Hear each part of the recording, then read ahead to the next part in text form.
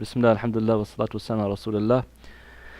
وإذا طبخ في الماء ما ليس بطهور وكذلك ما خالطه فغلب على اسمه أو استعمل في رفع حدث صلب طهوريته. If something that is pure but not purifying was cooked with pure water or mixed with it to the point that the water becomes named something else, or if it's used to remove hadith, according to the Hanabila, according to Imam Qudama, its tuhuriya is removed. Its purifying characteristics are removed. You can't use it, according to him, for making wudu anymore, or making ghusl, or removing impurities. Right? So, there's two types of mixing. You have like a complete mixing, whereas the substance dissolves into the water and it changes it to something else, and you have a partial mixing. So say for example the first one, if I put tea and I boil the tea in the water, he says if you cook something with the water, because cooking is the strongest way to change the water. If you cook meat in the water becomes maraq, right? It becomes like stew. If you put tea in the water, it becomes tea, right? So if this water changes to something else, not what it's originally called, if it's the other type of mixing is if something that falls in the water but it doesn't like dissolve into it. Right, like say some oud, like a piece of wood with a good scent that fell into the water. You could take it out and the water will still be pure. It's okay. It's still tuhur. You can still use it. But the other one, if it mixes until the point where the water becomes called something else, like you don't call water tea. If tea becomes boiled in the water, you don't call it water anymore. You call it tea, right? Or if the type of rose petals that you put to make it and you boil it in the water, it becomes rose water, not water anymore. Anytime the name of the water changes, you can't use that anymore for making tahara. If it's something that can be removed, it's not like mixing within the water, then you can remove that and it still stays as water, right? That's okay. If it's something naturally occurring in the water, like in the ocean, sometimes plankton will come and it's green, right? It might change the color a little bit, but it's naturally occurring, then you can still use that water. Or the rivers, you see like it's brown with the dirt that's running through it. Right? If that's the case, then you can use that still because it's naturally occurring. But we're talking about something that you're mixing with water to change its name. In that sense, you can't use it for tahara anymore. So if you have something like Coca-Cola or tea or rose water or saffron or something like that mixed with the water, you can't, and it changes the color or the taste or scent, you can't use it anymore for tahur, for purifying yourself or cleaning the place. If it's the Imam's opinion here also, he says that if somebody uses the water to remove hadith, right, from themselves, then you can't use that water again. So say for example a person there's a bowl of water and he came and he made wudu from that water, right? According to this Imam and the Hanabila opinion, the Hanabila, you can't come and make water from that you can't make wudu from that water that he already used. Isn't it for if you have ayn, you would get the person who gave you the evil eye, they would make wudu and Yeah, that's something different though. Yeah. That's for trying to cure a person from the evil eye or from the black magic, but this is talking about ritual purification. So in ritual purification, according to this Imam, he says that if the water is used to remove hadith, whether it be hadith asghar or hadith akbar, like the person broke his wudu and he's making wudu with that water, he's saying that you can't come and make wudu with it again. Or if someone made ghusl with a bowl of water, you can't come use that to make remove janaba, for example, you can't use that water. But the stronger opinion, wallahu alam, and this is the opinion of the jumhur, like the majority of scholars, is that the water is okay to use. Like you can still use it if somebody made wudu from it or ghusl from it. And the proof is that the Prophet ﷺ, he made ghusl, him and his wife Maymuna, from one utensil, one dish. They both made ghusl from that same dish. And they were in a state of janaba, removing the janaba, because she told the Prophet ﷺ, I kuntu junuban. She was asking him, like, I'm junub and you're making ghusl with me, you're using the same water, is it okay? And the Prophet ﷺ said, al-ma'u la yujannib, or la yujunub. Like the water does not become junub. Right? And the other hadith we studied before, al-ma'u tuhur la yunajjisuhu shay'an. So as long as the water hasn't changed its color or its taste or its scent, that's the easier and the stronger opinion you can remember, you can still use it. Right? And like I said, this is the opinion of the Malikiya and some of the Shafi'iyya, even some of the Hanabila and the Zahiriyya and Ibn Taymiyyah rahimahullah made tarjih that opinion. So if the water, we have three types of water. Tuhur, we said that's the original water in its original creation, or the like the rivers, the oceans, the streams, rainwater, snow, ice. These are all pure. You can make wudu from them, and you can use it to remove impurities. The second category we said if it's mixed with something, and it changes its original state, into something, its color or its taste or scent changes to something else, that becomes tahir. You cannot use that for purification purposes anymore. And the third one is najis. If it mixes with something najis, then you can't use that at all. Is that clear? Those are three categories. طيب. وإذا شك في طهارة الماء أو غيره ونجاسته بنى على اليقين.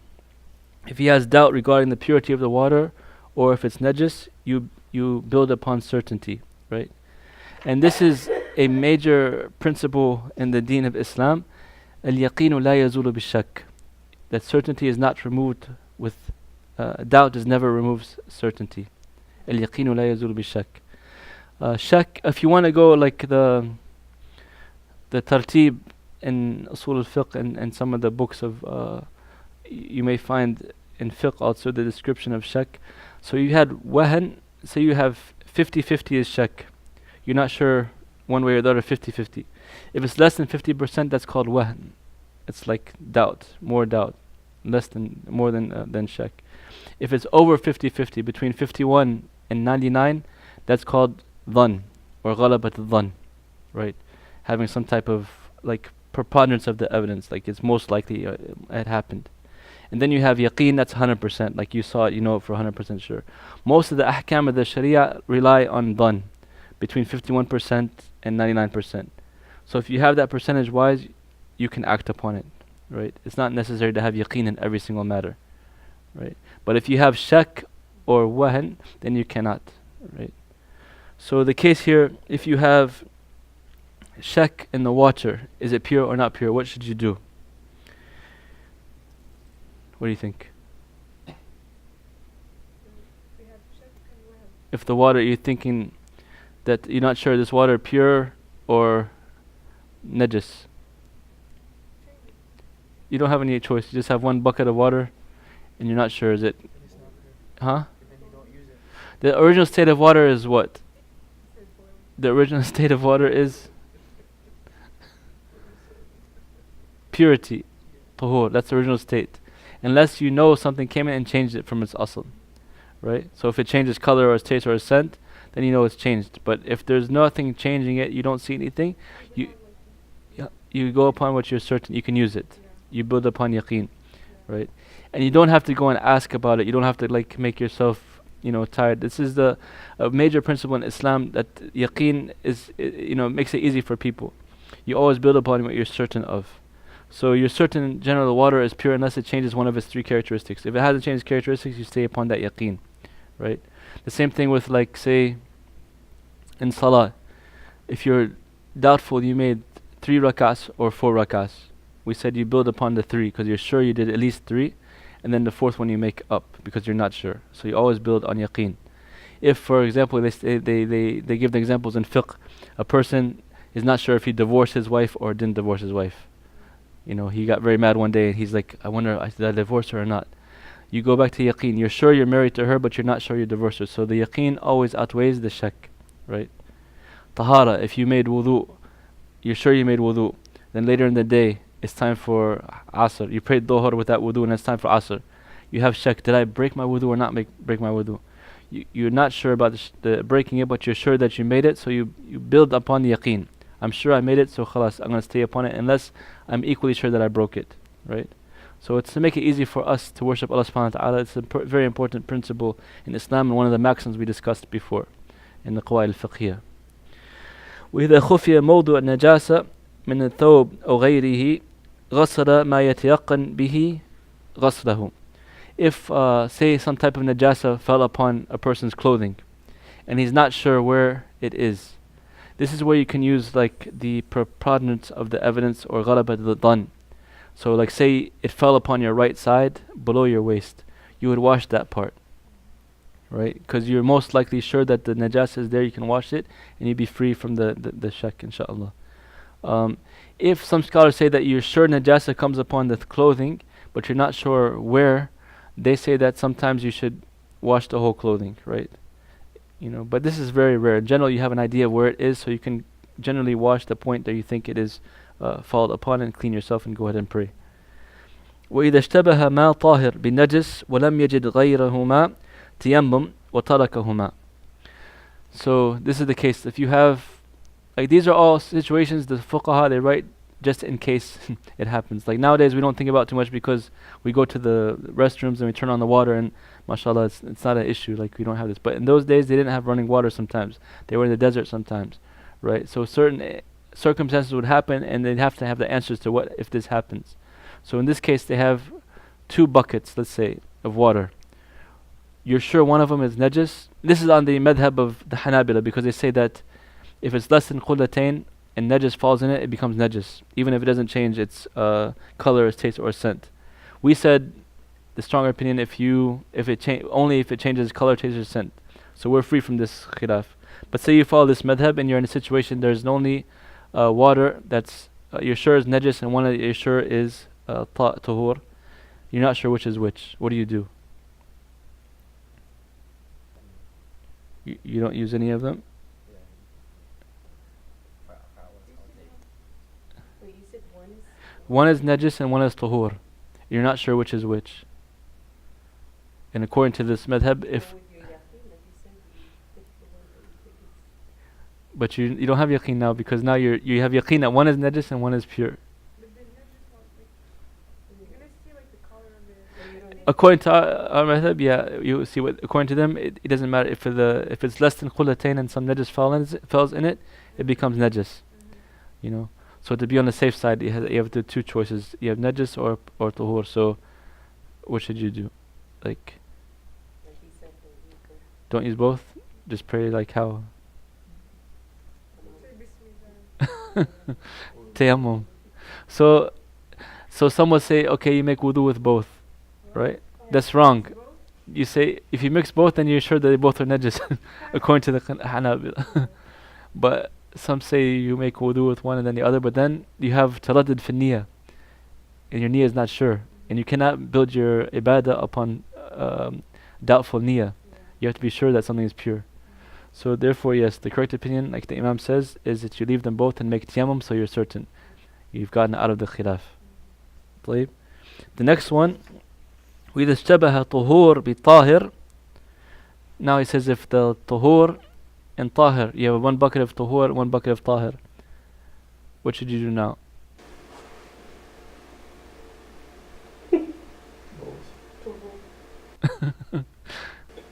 well, You're not sure which is which. Yes. Oh, you're not sure. Yeah.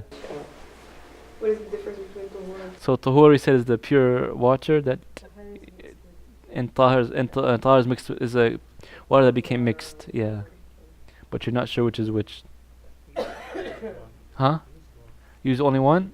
But if it's طاهر, doesn't make you right for wudu. You leave both. Go. but isn't tire like also what if it's something that you can remove? I thought it was what you just said. I'm sorry. Oh no, it's you can't tell. It's not something. Yeah, you can't tell. It's like mixed into it, but you don't know which is which. You can use either or. But if you do use either or, you're not certain you made wudu correctly or not. So the correct opinion is توضأ من كل واحد منهما. Like Baba said, you do both, because the tahir this time you're not going to be putting najis upon yourself, so it's okay, one way or the other, right? It's just like you spilled tea on yourself, it's okay. And then you're going to make wudu with the other one, which is correctly tahur, so you'll be correct, 100% yaqeen. So see the difference? Yeah. طيب. وإذا اشتبهت الثياب الطاهرة بالنجس. Now it says if the thobe, the clothing, you got confused now. Some clothing is najis and some clothing is tahir, but it dried up, for example, and you can't tell now which one is najis and which one is tahir. So let's say you have four thobes, four pieces of clothing. Three of them you're sure are najis and one is pure. What do you do now? With the principle that you build upon yaqeen, certainty. You know one is najis and the other one is pure. Is it Three are, like say if you have, four pieces of clothing, three are najis, you're sure, and only one is pure. How are you gonna know? You don't know. You can't tell. Oh. You have to wash all of them. If you have the ability, of course, you can wash all of them. Alhamdulillah, you solved the problem. But you're in the desert. There's no water. You just have these four pieces of clothing, All of them. and just Yeah, don't use it. and from the shurut of salat, if you are able to do so, you have to cover yourself. So we need to cover ourselves with some proper clothing. Yeah. Big stone and make the world. Hajar. use one? So what would the answer be?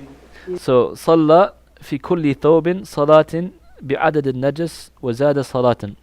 So he's saying that you pray the number equal to the number of unclean garments plus one.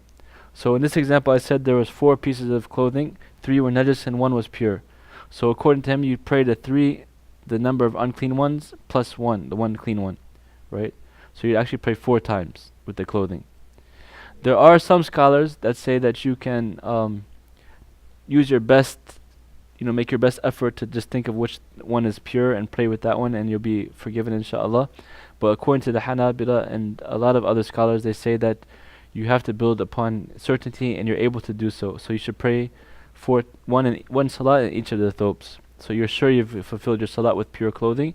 And the scholars say you get the reward, and for that all that suffering and efforts you made to pray up to Allah subhanahu wa ta'ala correctly, you're getting rewarded for it, right? And you don't have to do like Surah Al-Baqarah for each one, obviously. You can just do the fard, and you're safe. So you know with Allah subhanahu wa ta'ala, if you fulfilled your duties, you're praying in proper clothing that's pure, and you get the ajr for all the effort you put into it. So this is the stronger opinion.